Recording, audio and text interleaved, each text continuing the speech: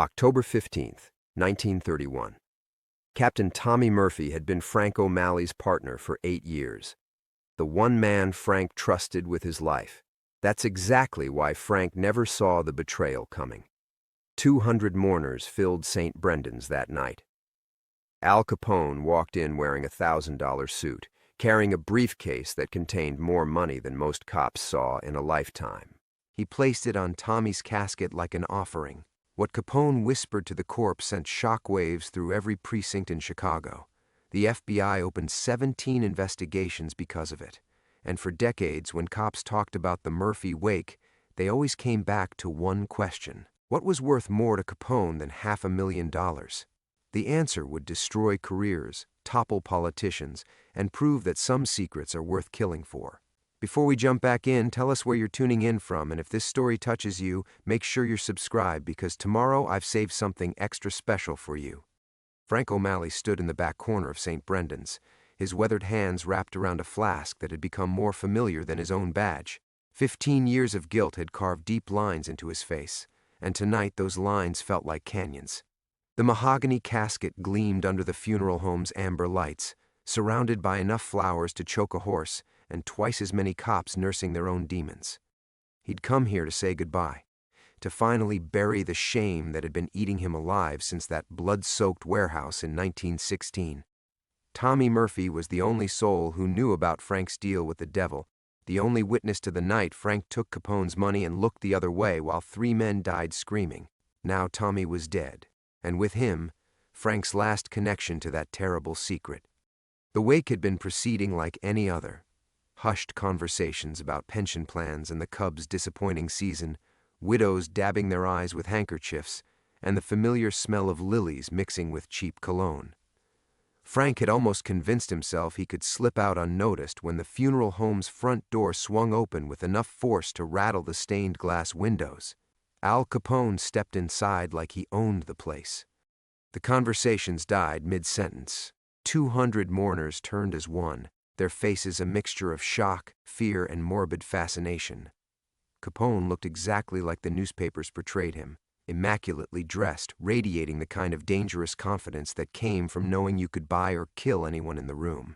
His bodyguards flanked him, their hands resting casually on their coat lapels where Frank knew their guns waited.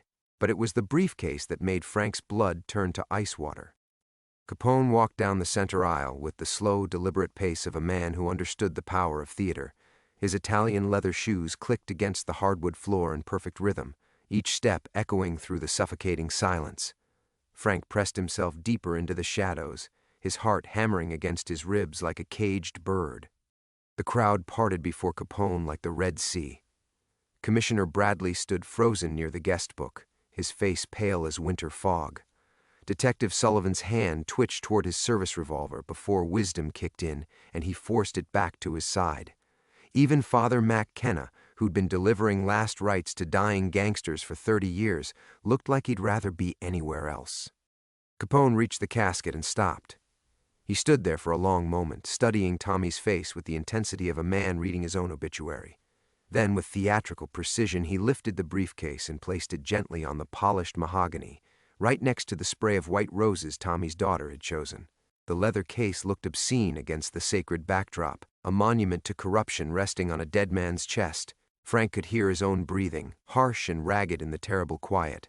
Somewhere in the crowd, a woman whimpered. Capone leaned forward, his lips nearly touching Tommy's ear. When he spoke, his voice was barely above a whisper, but in that silence it carried like thunder. "Thank you for keeping such detailed records, Captain Murphy. Your files on Chicago's finest will fetch a pretty penny from the right buyers. The feds, perhaps. Or maybe the Tribune would pay handsomely for such comprehensive documentation." Frank's knees nearly buckled. Files. Tommy had been keeping files. "This briefcase contains $500,000, Capone continued, his voice growing slightly louder, ensuring the front rows could hear every word. "Consider it my opening bid for your collection, though I suspect there are others who might pay considerably more to keep certain names off the front page." The mob boss straightened up and turned toward the crowd. His eyes swept across the sea of badges and dress blues with predatory satisfaction. "Gentlemen, ladies, I do hope you'll give my condolences to Mrs. Murphy. Captain Murphy was invaluable to the business community."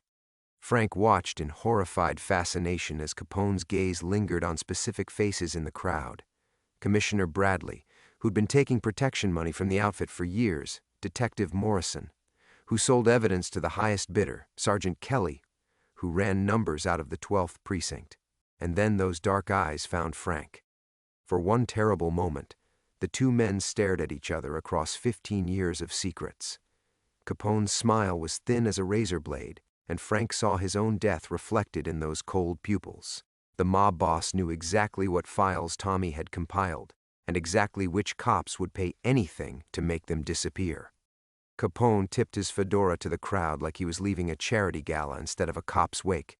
"Good evening, officers. I'm sure we'll be seeing much more of each other very soon." He walked out the same way he'd entered, unhurried, unstoppable, and completely untouchable. His bodyguards followed, leaving behind a briefcase full of blood money and a room full of cops who suddenly understood they were all dead men walking. Frank stared at the casket where his former partner lay in eternal silence, the leather briefcase perched on his chest like a curse. Tommy Murphy had taken their secrets to the grave, but apparently he'd left detailed copies behind. The silence that followed Capone's departure was heavier than a burial shroud. Frank remained pressed against the funeral home's back wall, watching 200 of Chicago's finest stand frozen like statues in a graveyard. The briefcase sat on Tommy's casket like a malignant tumor, its brass clasps gleaming under the amber lights. $500,000. More money than most of these cops would see in 3 lifetimes, and all of it tainted with the promise of their destruction. Commissioner Bradley was the first to move, his face the color of week-old porridge as he stumbled toward the exit. Detective Morrison followed, then Sergeant Kelly, each man keeping his eyes fixed on the floor like children caught stealing from the collection plate. Within minutes, the funeral home had emptied except for Tommy's immediate family, Father McKenna, and Frank himself, still rooted in place by the weight of his own dread. Mrs. Murphy approached the casket with shaking hands, her black dress rustling like autumn leaves. She stared at the briefcase for a long moment before reaching out to touch it with one trembling finger. "What did you do, Thomas?" she whispered to her dead husband. "What did you do?" Frank wanted to comfort her, to offer some explanation that might ease her confusion, but the words stuck in his throat like broken glass. How could he tell her that her husband had been documenting the sins of his brothers in blue, that Tommy had kept meticulous records of every dirty deal, every payoff, every time they'd looked the other way when justice demanded action? Father McKenna cleared his throat, the sound sharp as a gunshot in the empty room. "Perhaps we should call the authorities about this donation." "The authorities?" Mrs. Murphy's laugh was bitter as burnt coffee. "Father, the authorities were just here. Half of them ran out that door like the devil himself was chasing them." She turned to Frank, her red-rimmed eyes searching his weathered face. "You knew my Tommy longer than anyone, Frank. You were his partner for 12 years. Tell me he wasn't what that man implied." Frank's throat felt like sandpaper. He'd been Tommy's partner, all right, had watched the younger man slowly transform from an idealistic rookie into something harder, more calculating. Tommy had started keeping his files after the warehouse massacre, after that night when Frank sold his soul for Capone's silver and 3 innocent men paid the price. "Tommy was," Frank began, then stopped. What was Tommy? A good cop who'd lost his way? A blackmailer with a badge? A man trying to document corruption or profit from it? He was complicated, Mary. We all are. Mrs. Murphy's face crumpled. She pressed her hand against the briefcase, her wedding ring clicking against the leather. "He's been different these past few years. Distant. Always working late. Always scribbling in those damned notebooks of his. I thought maybe he was writing his memoirs or—" Her voice broke entirely. Frank stepped forward, his ancient bones protesting with each movement. The years of guilt had aged him beyond his 63 years, turning his hair white as winter snow and carving permanent shadows under his pale blue eyes. He'd been drowning his shame in whiskey at Mickey's Tavern for so long that some nights he forgot what sobriety felt like.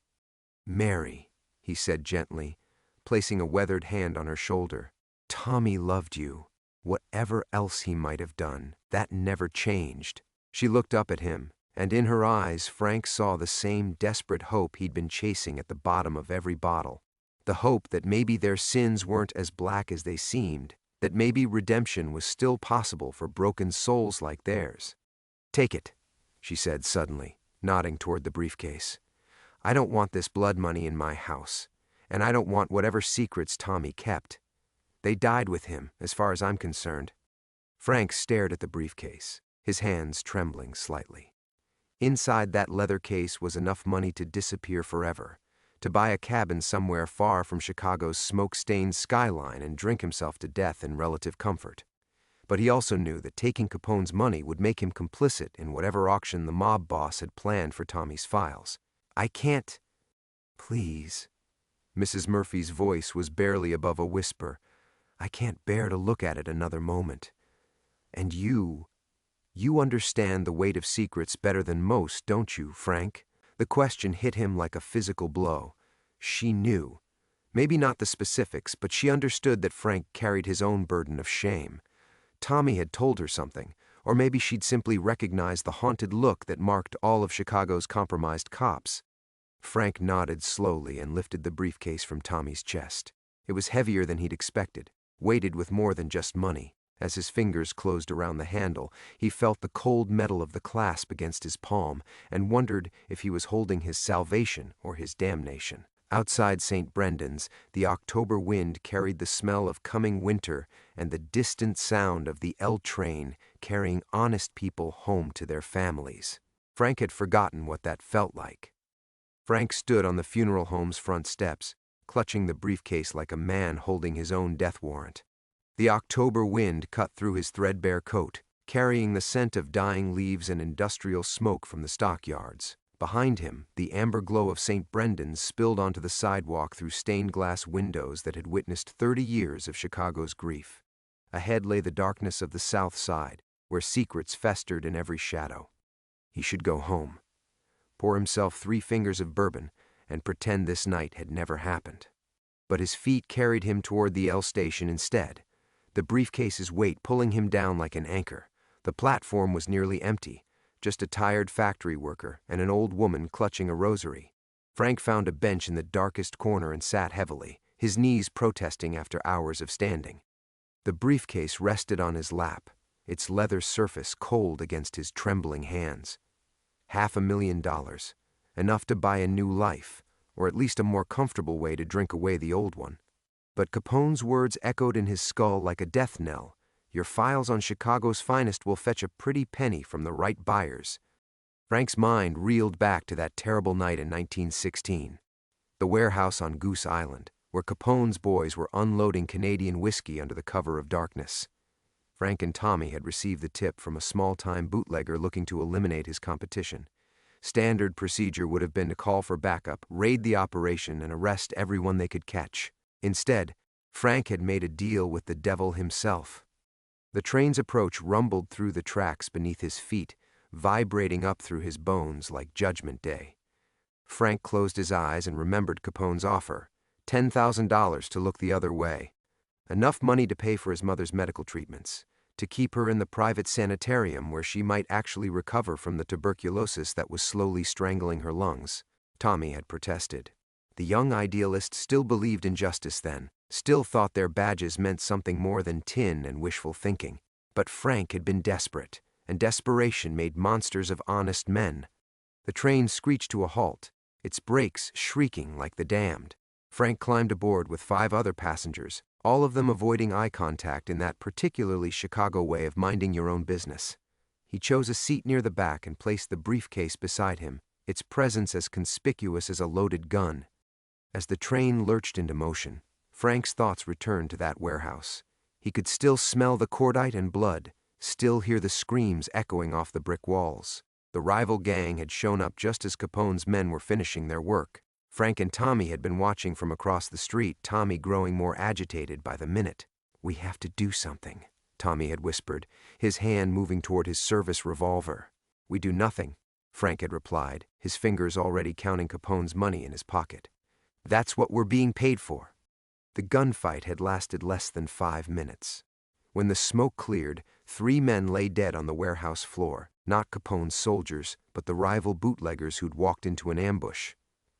Frank had told himself they were criminals anyway, that their deaths didn't matter in the grand scheme of things. But Tommy's horrified expression had told a different story. The train rounded a curve, and Frank caught his reflection in the darkened window, a ghost of a man carrying a ghost's burden. After that night, Tommy had changed. Still Frank's partner, still loyal to the badge, but something had died in him, along with those 3 bootleggers. He'd started keeping notes, documenting everything he saw, every dirty cop and crooked deal that crossed their path. Insurance, Tommy had called it when Frank finally confronted him years later. Someone needs to remember what we've become. Frank's station approached, the conductor's voice crackling over the intercom like static from hell. He gathered the briefcase and prepared to disembark, but as the train slowed, he saw them waiting on the platform. 3 men in dark overcoats, their faces hidden beneath fedoras. One of them stepped forward as the train doors opened, and Frank's blood turned to ice water. He recognized the walk, the predatory grace that marked Capone's enforcers. Vincent the Hammer Torino smiled as Frank stepped onto the platform, his gold tooth catching the station's sickly yellow light.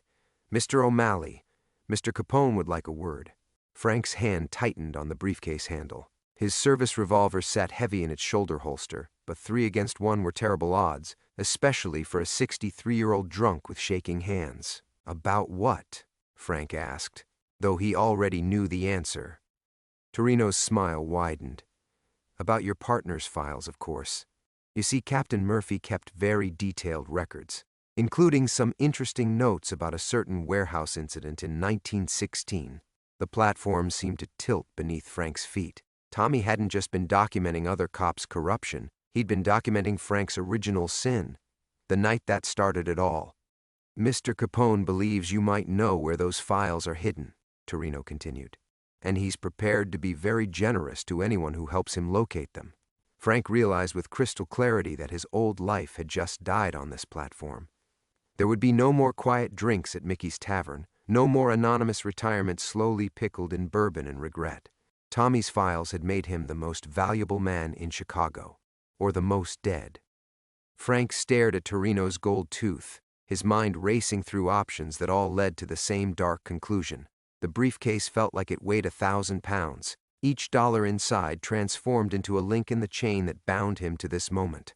Around them, the few late-night commuters hurried past with their heads down, sensing predators in their midst. "I don't know anything about any files," Frank said, his voice steadier than his hands. It was the truth, mostly. Tommy had been secretive about his record-keeping, never letting Frank see the notebooks that had consumed his final years. Torino's laugh was like gravel in a cement mixer. "Come now, Mr. O'Malley. 12 years as partners, and you expect us to believe Murphy never mentioned his little hobby?" He stepped closer, and Frank caught the scent of expensive cologne mixed with gun oil. "Mr. Capone is offering you the opportunity to retire very comfortably. All you have to do is remember where your old partner might have kept his insurance policy." The platform lights flickered overhead, casting shifting shadows that made Torino's face look like a skull. Frank's throat felt parched, his body already craving the whiskey that had become his only reliable companion.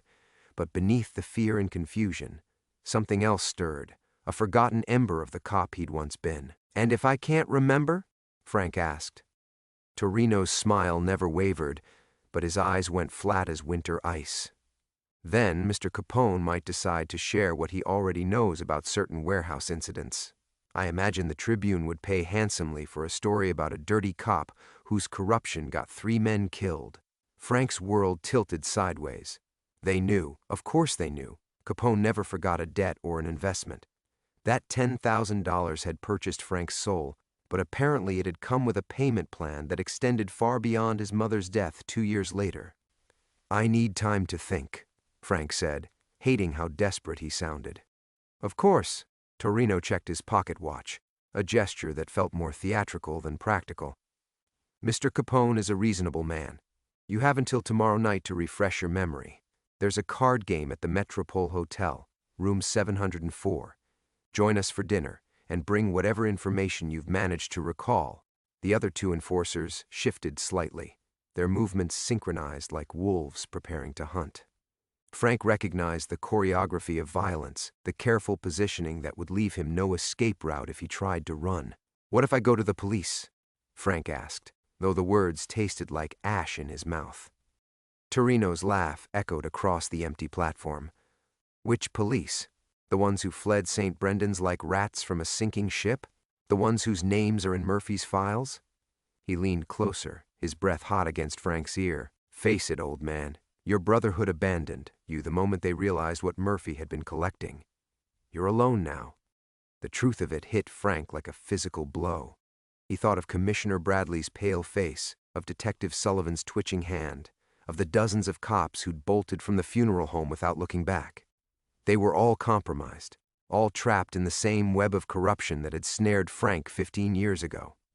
24 hours, Torino repeated, straightening his fedora with practiced elegance. "Don't disappoint us, Mr. O'Malley. Mr. Capone values loyalty, but he has very little patience for those who outlive their usefulness." The three men melted back into the shadows as efficiently as they'd appeared, leaving Frank alone on the platform with $500,000 and the crushing weight of his own mortality. The next train wouldn't arrive for 20 minutes, but Frank didn't trust his legs to carry him down the stairs to street level. He sat heavily on a bench, the briefcase balanced on his knees like a sleeping bomb. His hands shook as he reached for the silver flask in his coat pocket, a gift from Tommy on his retirement, engraved with words that now seemed prophetic, to Frank O'Malley, who always knew when to look the other way. The whiskey burned his throat but did nothing to warm the ice in his veins. Around him, Chicago's night sounds echoed off the elevated tracks. Distant sirens, car horns, the eternal rumble of a city that never truly slept. Somewhere out there, Tommy's files waited like buried treasure, containing enough secrets to topple half the police force.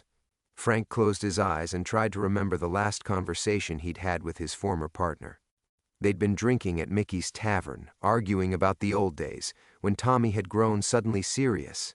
"I've been thinking about legacy," Tommy had said, swirling bourbon in his glass. "What we leave behind when we're gone." Frank had assumed he meant family, grandchildren, the usual concerns of men approaching the end of their careers. But now he wondered if Tommy had been talking about something else entirely, a final reckoning disguised as historical record. The approaching train's headlight cut through the darkness like Judgment Day, and Frank realized that tomorrow night's dinner invitation wasn't really a choice. It was an execution with appetizers.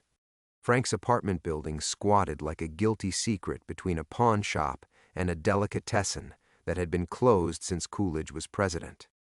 The briefcase grew heavier with each step as he climbed to the third floor, its weight pulling at his shoulder like a physical manifestation of his sins. The hallway smelled of boiled cabbage and broken dreams, a fitting perfume for what remained of his life. Inside his one-bedroom shrine to failure, Frank set the briefcase on his kitchen table and stared at it under the harsh light of a bare bulb. The leather was expensive, Italian probably, the kind of craftsmanship that came from blood money and careful planning. He poured himself 4 fingers of bourbon and sat down to contemplate his damnation. The whiskey helped, but not enough. Never enough. Frank's gaze drifted to the yellowed photograph on his mantelpiece, himself and Tommy at the police academy graduation, 1903. 2 young men with straight backs and clean consciences, believing they could make Chicago a better place. Tommy barely looked 19, his uniform crisp as his idealism, his smile bright enough to power the streetlights. What would that young cop think of the man Tommy had become? A blackmailer with a badge, documenting corruption like a lepidopterist pinning butterflies to a board. And Frank, Christ, what had Frank become? A drunk carrying Capone's money, complicit in whatever auction his former partner's death had triggered. The telephone rang, sharp as a gunshot in the silent apartment. Frank let it ring 4 times before answering, his voice hoarse from whiskey and regret. "Frank?" The voice was Mary Murphy's, thin and desperate. "Frank, there are men watching my house." Frank's blood turned to slush. He moved to his window and peered through the grimy curtains at the street below. A black Packard sat beneath a broken streetlight, its occupants invisible but unmistakably present. "How many?" he asked. "2 that I can see. They've been there since I got home from the funeral." Her voice cracked. "Frank, What did my Tommy get himself in? Everything, Frank thought. Your husband got into everything. And now we're all drowning in the same cesspool. Stay away from the windows, he told her. Don't answer the door for anyone. I'm going to figure this out. He hung up before she could ask how, because the truth was, Frank had no idea how to untangle the web Tommy had woven. The files existed, that much was certain, but where? Tommy had been paranoid in his final years, trusting no one, not even Frank. He could have hidden them anywhere in Chicago's sprawling maze of corruption. Frank opened the briefcase and stared at the money. $500,000, neatly stacked and bound with rubber bands. Blood money, every bill of it. Payment for silence, for looking the other way, for letting evil flourish in the shadows while good men died. He thought of his mother, wasting away in that sanitarium while he counted Capone's silver. She'd lived another 18 months after the warehouse massacre. 18 months of morphine and false hope, purchased with the blood of 3 bootleggers. She'd died anyway, of course. The tuberculosis had taken her just like it would have without the expensive treatment. But Frank had needed to believe he was saving her. Had needed to believe his betrayal meant something. Tommy had understood that, even as he'd documented it in his files. Frank could almost see the entry, October 13, 1916. Detective Francis O'Malley accepts payment from A. Capone organization.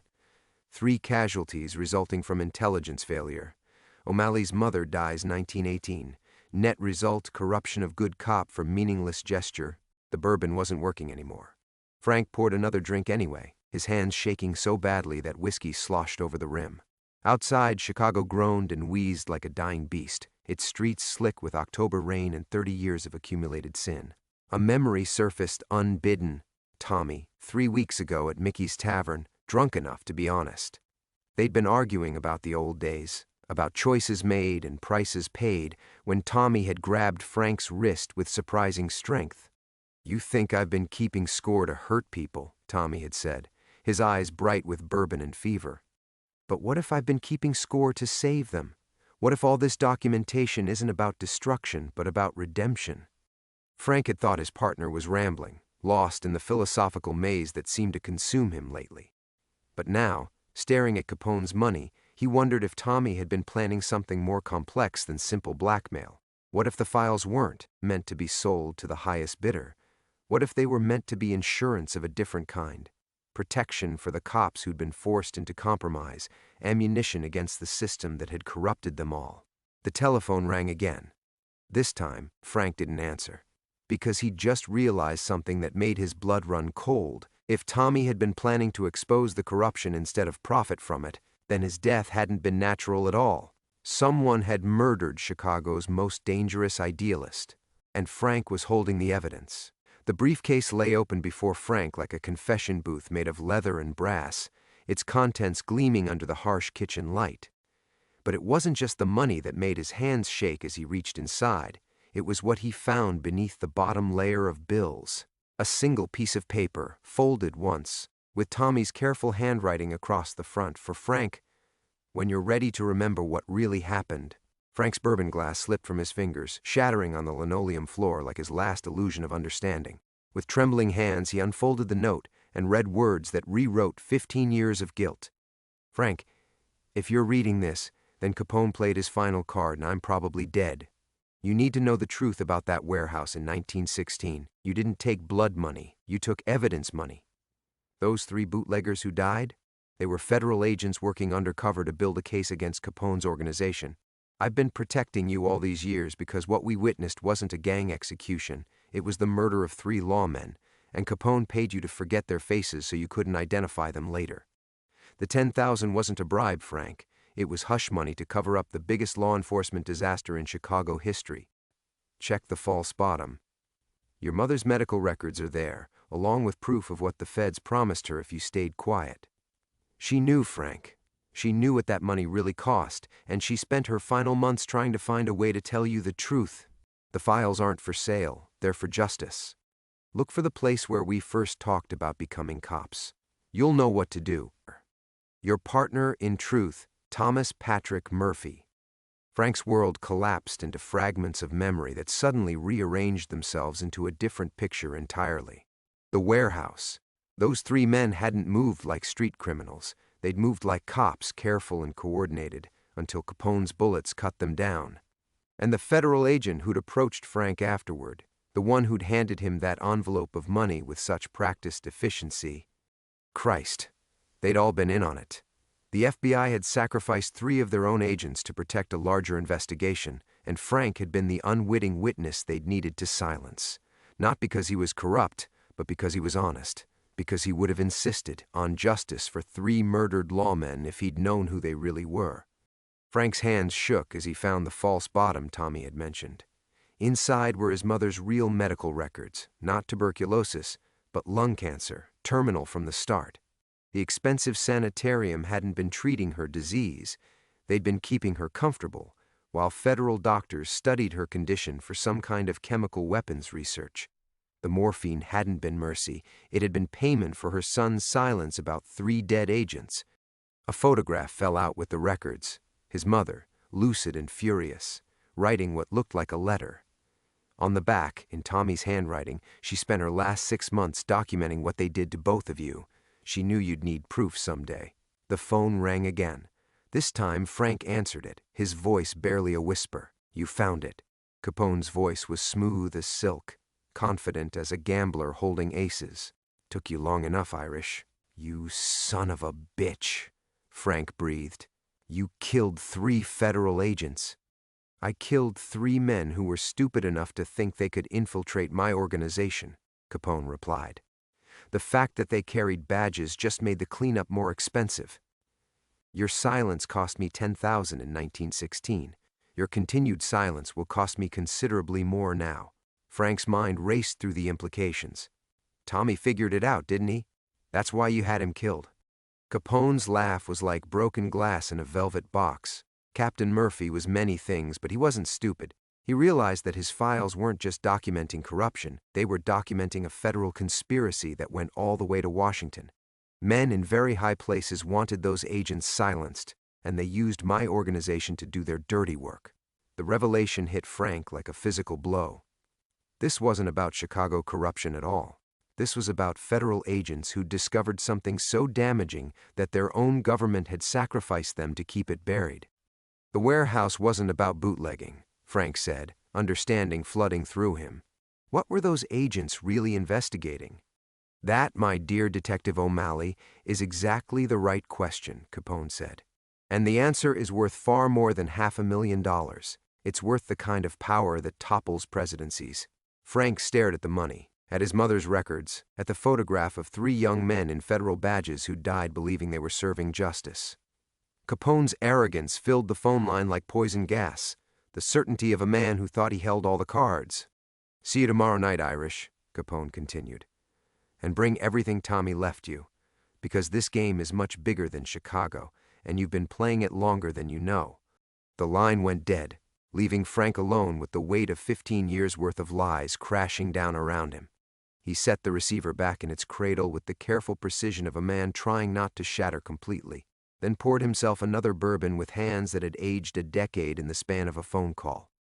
Tommy's note lay spread before him, like an indictment of everything Frank had believed about himself. Not a corrupt cop, but a manipulated one. Not a man who'd sold his soul for his mother's comfort, but a pawn in a federal conspiracy that reached into the highest levels of government. The distinction should have brought relief, but instead it brought something worse. The realization that his guilt had been the only thing keeping him functional for 15 years. Without that guilt, what was he? Just a drunk old man carrying secrets that could destroy the country. Frank walked to his bedroom closet and pulled out a shoebox that hadn't been opened since his retirement. Inside, wrapped in his old service revolver's holster, was everything he'd kept from his police days. His badge, tarnished now but still solid, commendation letters from cases that had mattered once, and buried beneath it all the business card of the federal agent who'd handed him that envelope in 1916, Agent William Harrison, Department of Justice. The same Agent Harrison who'd been found shot to death in his hotel room 3 days after the warehouse massacre. Natural conclusion at the time, Capone tying up loose ends. But now Frank wondered if Harrison's death had been about silencing the one federal agent who knew the truth about his murdered colleagues. The phone rang again. This time it was Mary Murphy. her voice thick with tears and terror. "Frank, they're in my house. I can hear them downstairs going through Tommy's things." "Get out," Frank said, already reaching for his coat. "Go to your sister's place on the north side. Don't come home until I call you." "But Tommy's papers—" "Tommy was smarter than that," Frank interrupted, hoping it was true. "Whatever he left behind, it's not where they can find it. Now go." He hung up and stared at his reflection in the darkened window. 63 years old, liver halfway to cirrhosis, hands that shook without whiskey and shook worse with it. Not exactly the profile of a man equipped to take on Al Capone and a federal conspiracy. But Tommy had believed in him enough to trust him with the truth, and Frank owed his partner that much. The memory came back suddenly, their conversation about becoming cops, sitting on the steps of St. Alphonsus Church after his father's funeral in 1902. Tommy had been 17, Frank barely 19, both of them full of the kind of righteous anger that could either build character or destroy it entirely. They'd talked about justice, about making Chicago safe for decent people, about being the kind of cops their fathers would have been proud of. St. Alphonsus, of course. Tommy had always been sentimental about beginnings. Frank loaded his service revolver for the first time in 2 years, the familiar weight of it strange in his arthritic hands. 6 bullets against an empire built on blood and corruption. Not great odds, but better than what those 3 federal agents had faced in the warehouse. At least Frank knew what he was walking into. He took one last look around his apartment, at the empty bottles and yellowed newspapers and accumulated debris of a wasted life. Then he picked up the briefcase, Tommy's letter, and his mother's photographs. Whatever happened tomorrow. Night at the Metropole Hotel. Frank O'Malley was done being a victim of other men's games. The October wind hit him like a slap as he stepped onto the street. The black Packard was still there, but Frank no longer felt the urge to hide from it. Let them follow him. Let them report back to Torino and Capone that the old drunk was moving with purpose again. It might even give them pause. Not much, but maybe enough. St. Alphonsus stood dark against the cloudy sky, its Gothic spires reaching toward a god who'd apparently been looking the other way for most of Frank's adult life. But as he climbed the familiar steps where he and Tommy had once planned to save the world, Frank felt something he hadn't experienced in 15 years. Not hope. He was too old and too broken for hope. But resolution, the kind of clarity that came when a man finally stopped running from his past and turned to face it head on. Tommy had kept his files somewhere in this church. Frank was certain of it, and tomorrow night when Capone expected him to arrive broken and begging, Frank O'Malley would walk into that hotel room carrying enough truth to burn Chicago to the ground. The only question was whether he'd have the courage to light the match. The church door was unlocked, as Frank had expected. Tommy had donated enough over the years to earn certain privileges, including a key that Father McKenna had probably forgotten about. The nave stretched before Frank in cathedral darkness, broken only by the red glow of the sanctuary lamp, and scattered votive candles flickering like the last hopes of desperate souls. Frank's footsteps echoed against marble floors that had witnessed 60 years of Chicago's prayers and confessions. He moved instinctively toward the confessional where he and Tommy had hidden contraband cigarettes as altar boys, where they'd whispered about girls and baseball and their dreams of wearing badges, the same confessional where Tommy had sought absolution every week for the past 15 years. Behind the carved wooden screen, Frank's fingers found what Tommy had hidden, a leather portfolio wrapped in oilcloth, secured with string that smelled of incense and old prayers. His hands trembled as he opened it by candlelight, revealing documents that chronicled not just Chicago's corruption, but a conspiracy that reached into the federal government's darkest corners. The first file made Frank's blood freeze. Project Cerberus, chemical weapons testing on American civilians, 1915 to 1920. His mother's name appeared on page 3, along with dozens of others, terminal patients whose treatments had been subsidies for experimental gas testing. The 3 murdered federal agents hadn't been investigating bootlegging. They'd discovered that their own government was using dying Americans as test subjects for weapons meant for the European war. Fascinating reading, isn't it? Frank spun around to find Al Capone standing in the aisle, flanked by 2 men whose hands rested inside their coats. Capone's expensive suit looked obscene in the sacred space, his presence a blasphemy that made the votive candles flicker. "Alphonse," Frank said quietly, his voice steady despite his racing heart. "Seems fitting you'd show up in a place dedicated to confession." Capone smiled, his gold tooth catching the candlelight. "Your partner was quite the archivist. Though he made one crucial error. He believed documentation equals power. But power, my dear Frank, comes from controlling who reads the documentation. The federal agents," Frank said, gripping the portfolio tighter. "They found out about the chemical testing. That's why they had to die. 3 idealistic young men who thought they could expose their own government's war crimes," Capone confirmed, moving closer. "The Justice Department contacted me personally. Seems killing foreign enemies with poison gas is patriotic, but testing it on dying Americans is problematic for public morale." Frank thought of his mother, wasting away while federal doctors documented her symptoms, while he counted blood money believing he was saving her. "You were their executioner." "I was their contractor," Capone corrected. "The moral distinction might comfort you, but it's irrelevant now. What matters is that portfolio contains enough evidence to topple 3 administrations and destroy public faith in federal authority. Certain powerful men will pay handsomely to ensure that never happens." Frank understood now why Tommy had chosen this place. Not just nostalgia, but strategy. In the confessional, surrounded by symbols of judgment and redemption, the truth could finally be spoken without shame. "Tommy figured it out," Frank said.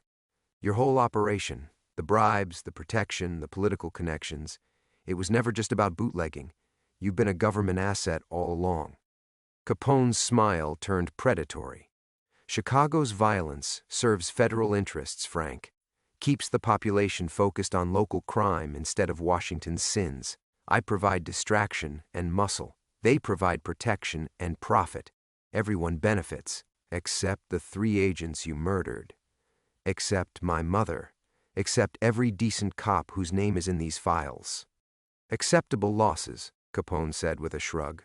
"Though I admit your mother's participation was unfortunate. The doctors needed terminal patients for realistic testing conditions. Her cancer made her perfect for studying lung damage from chemical exposure." The rage that hit Frank was clean and pure, burning away 15 years of guilt-sodden fog. His service revolver appeared in his hand with muscle memory older than his arthritis, its barrel pointed steadily at Capone's chest. "You're going to walk away," Frank said quietly. "You and your men are going to leave this church, and you're going to forget these files exist." Capone laughed, the sound echoing obscenely in the sacred space. "You're one old drunk with a rusty gun, Frank. I have an empire and federal protection. What exactly do you think you can accomplish?" Frank smiled then, feeling Tommy's presence like a blessing. "I can light the match." He pulled out a book of matches with his free hand, striking one against the rough surface. The tiny flame illuminated his face, showing Capone a man who had finally stopped running from his past. "Your flaw, Alphonse, was always arrogance," Frank said. "You think everyone can be bought or intimidated. But some things matter more than survival." The match fell onto the portfolio's pages, and 30 years of carefully documented corruption began to burn, taking with it any chance of quietly burying the truth. In the dancing light of flames that would consume empires, Frank O'Malley finally found his courage. The gunshot that killed Al Capone echoed through St. Alphonsus like the final note of a requiem, reverberating off marble columns and stained glass until it faded into the kind of silence that follows revelation. Frank stood over the body, smoke still rising from his service revolver, watching Capone's blood pool on stones where 3 generations of Chicago faithful had knelt in prayer. The 2 bodyguards lay beside their boss, cut down by Frank's remaining bullets in the span of heartbeats that had felt like hours. Muscle memory and 15 years of suppressed rage had made him faster than arthritis should have allowed, more accurate than whiskey should have permitted. The burning portfolio scattered its secrets across the church floor, pages of conspiracy and corruption turning to ash in the red glow of votive candles. Frank sank into a front pew, suddenly feeling every one of his 63 years. The silence wrapped around him like absolution, broken only by the distant sound of sirens. Someone had heard the shots and called in Chicago's finest. How fitting that it would end where it began, with cops coming to clean up after Al Capone's violence. By the time the first officers arrived, Frank had tucked his gun away and gathered what remained of the unburned documents. Not much. A few photographs, his mother's medical records, Tommy's final letter. Enough to tell the story, but not enough to prove it. The kind of evidence that would be dismissed as the ramblings of a guilt-ridden drunk seeking redemption through conspiracy theories. Detective Ray Morrison, Tommy's replacement at the precinct, approached with the careful respect accorded to old-timers who'd survived Chicago's mean decades. "Jesus, Frank, what happened here?" "Self-defense," Frank said simply. And it was true enough. He'd been defending more than his own life. His mother's memory, Tommy's sacrifice, the honor of 3 dead federal agents whose names history would never remember. Capone came looking for something Tommy left behind. When I wouldn't hand it over, shooting started. Morrison nodded, accepting the explanation with the weary pragmatism of a cop who'd learned not to question gift horses too closely. Al Capone was dead, killed by a retired detective in a church. The poetry of it would satisfy the press and the public. The messy details of government conspiracy and chemical weapons testing would disappear into the bureaucratic machinery that had created them. 2 weeks later, Frank found himself back at Flanagan's pub, but the whiskey tasted different now. Not better exactly, but no longer necessary. He sipped bourbon instead of drowning in it, watching October rain streak the windows while reading about Capone's funeral in the Tribune. The obituary painted him as a businessman who'd gotten caught up in Chicago's violent times. No mention of federal protection or murdered agents. No questions about how a streetwise gangster had accumulated files on government chemical testing. Mary Murphy joined him some evenings, sharing stories about Tommy that helped both of them remember the man instead of just mourning the loss. She'd inherited her husband's pension and the knowledge that he'd died trying to right old wrongs, which seemed to comfort her more than any explanation of what those files had really contained. "He always said you were the best partner he ever had," she told Frank one rainy Thursday. "Even after you retired, even when the drinking got bad. He said underneath all that guilt, you were still the same idealistic kid who wanted to save Chicago." Frank didn't argue with her assessment, though he knew better. The kid who'd wanted to save Chicago had died in a warehouse in 1916, shot down along with 3 federal agents whose only crime had been believing in justice. What survived was something harder and sadder. A man who'd learned that sometimes the best you could do was light the match and let the truth burn, even if no one would ever see the flames. The dreams still came sometimes, but they were different now. Instead of his mother's accusing eyes or the blood-soaked warehouse floor, he saw Tommy sitting across from him at their usual table, raising a glass to toast the end of a long, difficult case. In these dreams, the 3 federal agents joined them, young and eager and finally at peace, their sacrifice acknowledged even if it could never be properly honored. Frank finished his bourbon and left exact change on the bar, stepping out into the Chicago night that had claimed so many good men and buried so many hard truths. The city sprawled before him in all its corrupt and beautiful complexity, still violent, still unjust, but somehow lighter without Al Capone's shadow darkening its streets. He walked home slowly, a 63-year-old man carrying the weight of 30 years' worth of secrets that would die with him. But for the first time since 1916, that weight felt bearable, not because the burden had gotten lighter, but because he'd finally proven himself strong enough to carry it with dignity. In the end, that was perhaps the only justice men like Frank O'Malley could expect. Not vindication or redemption, but the simple knowledge that when the moment came to choose between truth and survival, they'd chosen truth. The rest was just Chicago being Chicago.